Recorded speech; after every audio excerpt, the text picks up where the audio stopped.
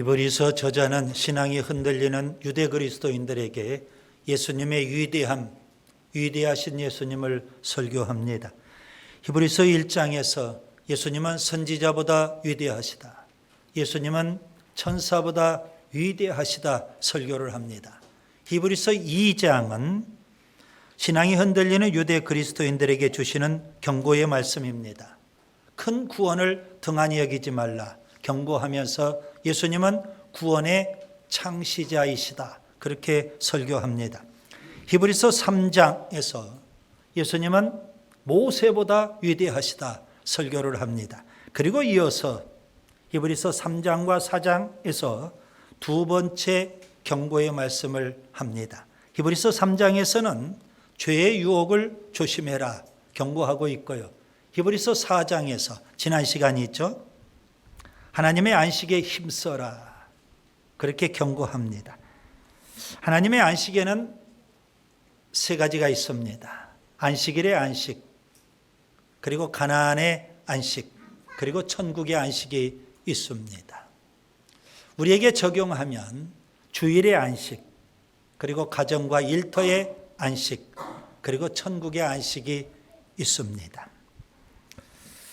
하나님은 출애굽한 이스라엘 백성에게 젖과 꿀이 흐르는 가나안 땅을 약속하셨습니다. 그런데 출애굽 1세대는 광야 생활을 하면서 그들은 다 광야에서 죽습니다. 젖과 꿀이는 가나안 땅 약속은 받았는데 성취를 이루지 못한 겁니다. 왜 광야에서 다 죽었을까요? 그들은 광야 생활을 하면서 끊임없이 원망과 불평, 불순종과 거역, 그리고 불신앙에 빠졌기 때문에 그렇습니다. 히브리서 저자는 과거 출애굽하던 그 당시 출애굽 1세대의 이야기를 상기시켜 줍니다. 그러면서 지금 신앙이 흔들리는 유대 그리스도인들에게 경고하고 있고, 오늘 히브리서를 읽고 있는 독자들 우리들에게도 동일한 경고를 주고 있습니다. 히브리서 4장 2절을 보시면 그들과 같이 우리도 복음 전함을 받은 자이나 들은 바 그 말씀이 그들에게 유익하지 못한 것은 듣는 자가 믿음과 결부시키지 아니함이라. 출애굽 1세대나 그 다음에 1세기 신앙이 흔들린 유대 그리스도인이나 그리고 마지막 때를 살고 있는 우리들 다 똑같습니다. 믿음이 중요합니다. 하나님을 믿는다면 하나님의 약속의 말씀을 믿어야 합니다. 출애굽 1세대는 하나님을 믿는다고 하면서 젖과 꿀이는 가나안 땅을 주시겠다는 하나님의 약속의 말씀을 믿지 못한 겁니다. 우리는 예수 그리스도의 십자가의 은혜로 구원받았습니다. 하나님이 천국의 안식을 약속해 주시는데 우리가 그 약속의 말씀을 믿지 못하는 경우도 있을 수 있다 이겁니다. 자, 오늘 본문의 말씀은 두 번째 경고, 히브리서 3장과 4장 두 번째 경고의 마지막 말씀입니다. 아주 유명한 말씀이죠. 문맥을 통해서 살펴보면 이렇습니다. 경고의 말씀이니까 먼저 3장에서 죄의 유혹을 조심해라 경고하고, 그건 소극적인 거죠. 적극적으로는 하나님의 안식, 천국의 안식입니다. 천국의 안식에 힘써라 그렇게 말씀합니다. 그러면서 오늘 마지막 경고의 말씀 마지막입니다. 설교 제목을 보시면 하나님의 말씀을 믿으라 이겁니다. 출애굽 1세대가 하나님의 말씀을 믿지 못해서 가나안 땅에 들어가지 못했거든요. 우리가 광야와 같은 이 세상을 살면서 정말 중요한 게 뭘까요? 하나님의 말씀을 믿는 것입니다. 그래서 여러분 이 세 개의 경고의 말씀은 다 동일합니다. 죄의 유혹을 이겨라. 그 다음에 하나님의 안식을 힘써라. 안식에 힘써라. 그 다음에 하나님 말씀을 믿어라. 다 같은 의미, 같은 맥락이라고 보시면 되겠습니다. 자, 믿음으로 하나님의 안식, 천국의 안식에 들어가기를 힘쓰는 사람이라면 죄의 유혹을 믿음으로 이겨야 되고요. 그리고 믿음으로 하나님의 약속의 말씀을 믿어야 되는 겁니다. 이스라엘 역사를 살펴보면 모세와 여호수아 이후 사사 시대가 있습니다. 그리고 왕정 시대가 끝나고 바벨론 포로 이후 신구약 중간 시대가 있습니다. 그게 구약입니다. 그런데 특별히 사사 시대와 신구약 중간 시대를 가리켜서 모든 사람들이 공통적으로 표현합니다. 두 시대의 공통점은 영적 암흑 시대다, 이렇게 표현합니다. 사사 시대, 신구약 중간 시대. 왜 영적 암흑 시대일까요? 사사기 맨 마지막의 말씀을 보면 이렇게 표현되어 있습니다. 사사기 21장 25절. 그때에 이스라엘의 왕이 없으므로 사람이 각각 자기 소견에 옳은 대로 행하였더라. 그래서 영적 암흑 시대입니다. 자기 소견에 옳은 대로만 행했다는 겁니다. 하나님 말씀이 사라져 버렸어요. 그래서 영적 암흑 시대입니다. 개인이든 공동체든 동일합니다. 자기 소견, 자기 의견, 자기 뜻, 자기 생각, 자기 계획, 자기 주장 배로 살면 영적 암흑인 겁니다. 우리는 하나님 말씀대로, 하나님 말씀이 참으로 중요한 이유가 거기에 있습니다. 신구약 중간 시대도 역시 마찬가지입니다. 말라기 선지자 이후 세례자 요한, 예수님의 선구자죠. 세례자 요한이 올 때까지 이것을 신구약 중간 시대라고 합니다. 말라기 선지자도 인해서 그 이후 선지자들이 다 끊어졌습니다. 신구약 중간 시대는 선지자가 없고 말씀이 뚝 끊어진 시대. 그래서 영적 암흑입니다. 여러분이 신앙생활을 하면서 성경을 얼마나 가까이 하시는지요. 하나님 앞에 나와서 예배를 드리고 하나님 말씀을 얼마나 열심히 듣고 계시는지요. 하나님 말씀으로 얼마나 무장하고 계시는지요. 그냥 성경책만 들고 다닌다면 그 사람은 분명 영적 암흑이라고 볼 수 있습니다. 자, 사사기 시대에 있었던 이야기를 다시 또 하려고 합니다. 사사 시대를 영적 암흑 시대라고 표현해요. 자기 소견에 옳은 대로만 하니까 하나님 말씀이 사라져 버렸거든요. 그런데 아주 특이한 일, 아주 희귀한 일이 사사 시대 때 벌어진 게 있습니다. 사사들 가운데 사사기에 보면 12명의 사사가 등장을 해요. 그 중에 드보라라는 사사가 있습니다. 여성 사사입니다. 12명의 사사 가운데 유일하게 여성이에요. 그런데 그는 사사로서 이스라엘 백성을 구원하기 이전 그는 선지자였습니다. 그래서 여선지자 드보라, 성경은 그렇게 표현을 합니다. 그녀는 선지자이기 때문에, 여러분 선지자는 어떤 사람입니까? 하나님 말씀을 잘 듣고 하나님 말씀대로 행하고 그리고 하나님 말씀을 잘 전하는 사람이 선지자입니다. 아니, 영적 암흑 시대에 아주 희귀한 사람이 등장한 겁니다. 선지자, 하나님 말씀을 가까이 하는 사람, 하나님 말씀을 전하는 사람이었어요. 그런데 그 당시 이스라엘 백성은 하나님이 아니라 우상을 섬깁니다. 가나안 우상을 섬겨요. 결국 가나안 왕 야빈에게 28년 동안 학대를 받습니다. 노예처럼 비참하게 사는 겁니다. 하나님의 징계였습니다. 그런데 뒤늦게 그들은 고난 속에서 깨닫고 하나님 앞에 부르짖습니다. 살려달라고, 우리를 구원해달라고.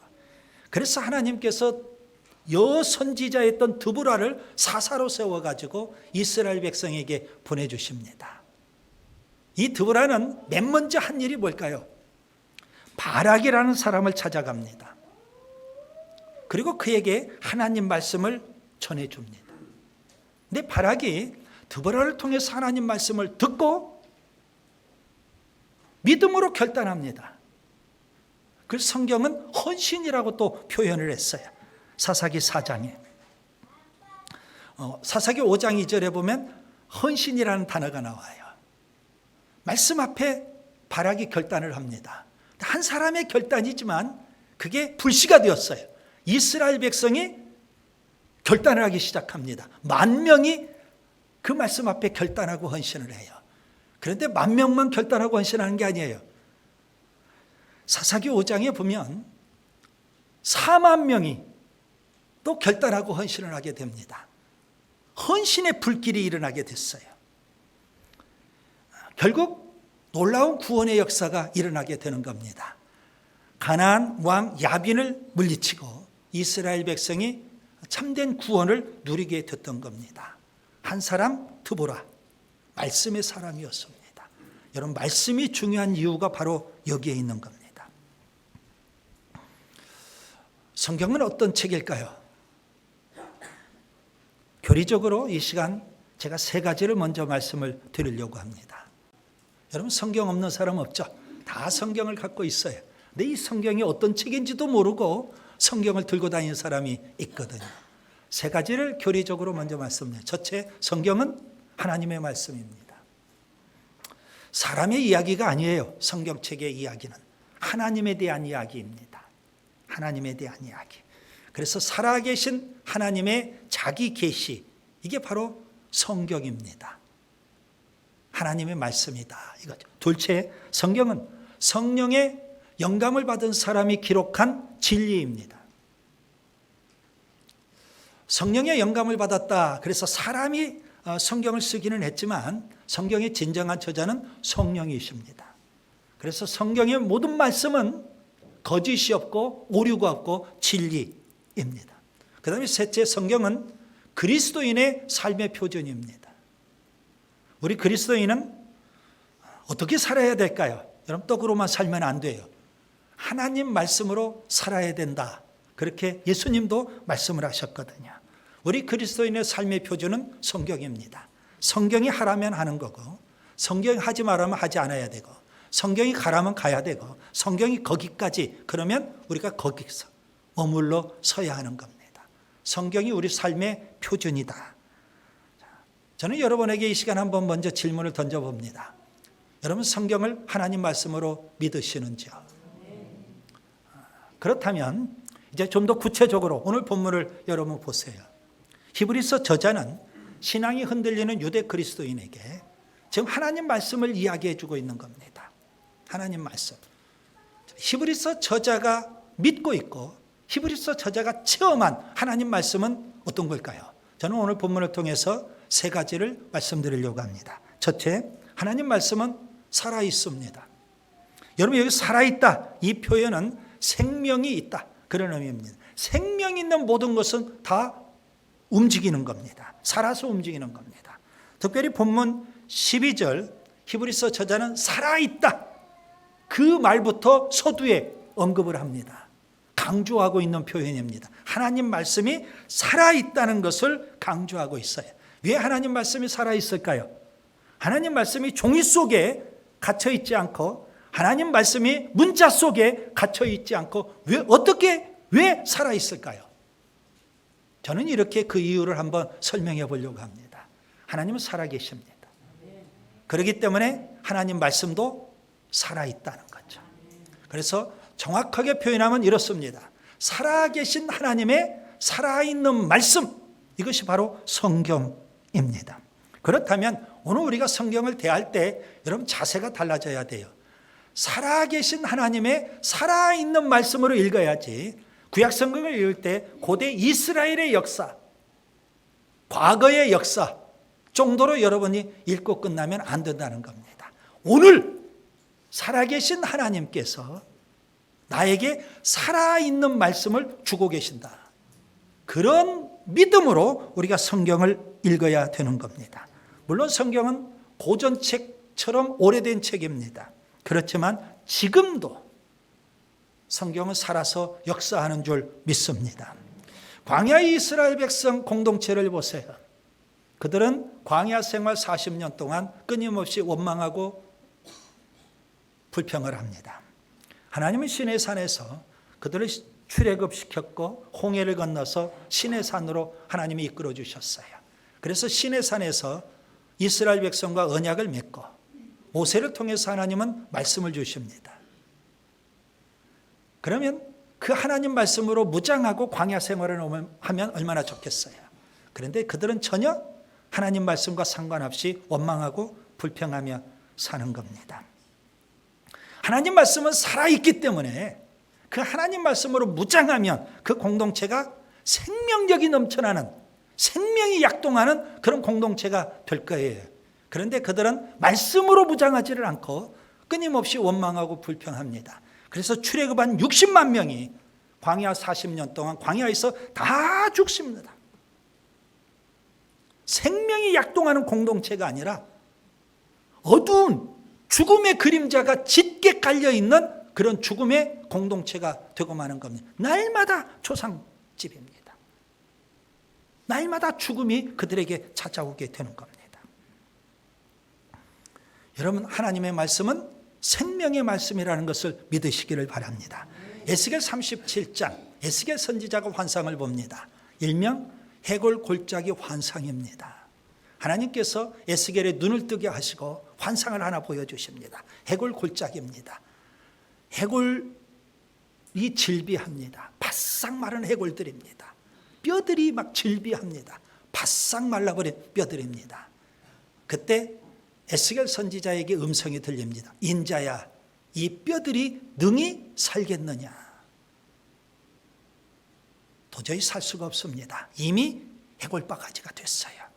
이미 송장이 마른 뼈들로 질비한 겁니다. 도저히 살아날 수가 없습니다. 주저하고 있을 때 하나님께서 말씀하십니다. 이 뼈들에게 태어나라. 하나님 말씀 전하라는 겁니다. 에스겔 선지자가 기막힌 설교자입니다. 해골 앞에서, 마른 뼈들 앞에서 하나님 말씀을 대언하고 있는 겁니다. 그랬더니 놀라운 역사가 일어납니다. 뼈들이 막 움직이기 시작합니다. 서로 연결이 됩니다. 힘줄이 생깁니다. 살이 차오릅니다. 생기가 들어갑니다. 지극히 큰 하나님의 군대가 되었다라는 겁니다. 말씀의 역사입니다. 하나님 말씀이 살아있다는 의미입니다. 살아있지만 송장 같은 사람이 예배당 안에도 있거든요. 육신은 살아있어요. 영은 죽어있는 거예요. 하나님 말씀이 그 심령 속에 들어갈 때 다시 사는 역사가 일어나게 되는 줄 믿습니다. 초대교회는 한마디로 어떻게 표현할 수 있을까요? 사도행전에 보면 초대교회는 말씀이 흥왕하고, 아멘, 말씀이 왕성하고, 아멘, 말씀이 힘을 얻고, 아멘, 말씀이 세력을 얻고, 말씀으로 충만한 공동체입니다. 그렇기 때문에 초대교회는 생명력이 넘쳐나는 공동체가 된 줄 믿습니다. 여러분, 개인이든 교회든 말씀으로 충만해야 되는 줄 믿습니다.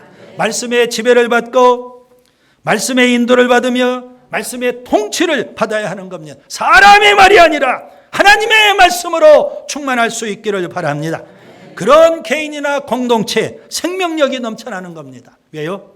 하나님 말씀은 살아있기 때문입니다. 그 다음에 둘째, 하나님의 말씀은 활력이 있습니다. 여기 활력이 있다, 이 표현은 운동력이 있다, 영향력이 있다, 그런 의미입니다. 하나님의 말씀은 유력이 있고, 하나님의 말씀은 능력이 있고, 하나님의 말씀은 효력이 막강합니다. 지금 신앙이 흔들리는 유대 그리스도인들에게 절실하게 필요한 것은 무엇일까요? 말씀의 능력입니다. 말씀의 능력. 하나님은 전능하시고 전능하신 하나님의 말씀이기 때문에 그 말씀은 능력이 있는 줄 믿습니다. 하나님은 창세기 1장에 보면 말씀으로 우주 만물을 창조하셨습니다. 복음서에 보면 예수님은 말씀으로 마귀 사탄과 싸워서 이기셨습니다. 예수님은 40일을 금식해. 그때 마귀 사탄이 유혹을 해옵니다. 예수님은 육신의 힘이 아니잖아요. 40일을 금식했는데 그 예수님은 말씀의 능력으로 마귀 사탄과 싸워 이기신 줄 믿습니다. 예수님은 공생의 기간 말씀으로 병을 고치시고요, 말씀으로 풍랑을 잔잔하게 하시고요, 말씀으로 죽은 자를 살려내셨습니다. 예레미야에게 하나님 말씀이 임합니다. 그 말씀은 불이 되었고요, 바위를 깨 부수는 방망이가 되었다고 말씀합니다. 예레미야 23장 29절, 여호와의 말씀이니라 내 말이 불같지 아니하냐, 바위를 쳐서 부스러뜨리는 방망이 같지 아니하냐 했습니다. 하나님의 말씀으로 무장해야만 마귀를 이길 수 있습니다. 하나님 말씀으로 무장해야만 죄를 이길 수 있습니다. 유혹과 시험을 이길 수 있습니다. 고난과 역경을 이길 수 있습니다. 삶의 문제가 태산 같다 할지라도 하나님 말씀으로 무장하면 이길 수 있는 겁니다. 하나님 말씀은 능력입니다. 종교개혁자들을 보세요. 그들은 거대한 골리앗과 같은 로마 가톨릭과 어떻게 싸울 수 있었을까요? 그들은 이렇게 외칩니다. 오직 성경으로, 오직 말씀으로. 그래서 거대한 로마 가톨릭을 물리치고 종교개혁을 일으키게 된 줄 믿습니다. 여러분, 말씀의 능력을 체험할 수 있기를 바랍니다. 성경에 보면, 기독교 역사를 보면 신앙의 거인들은 다 한결같이 말씀의 사람들이었습니다.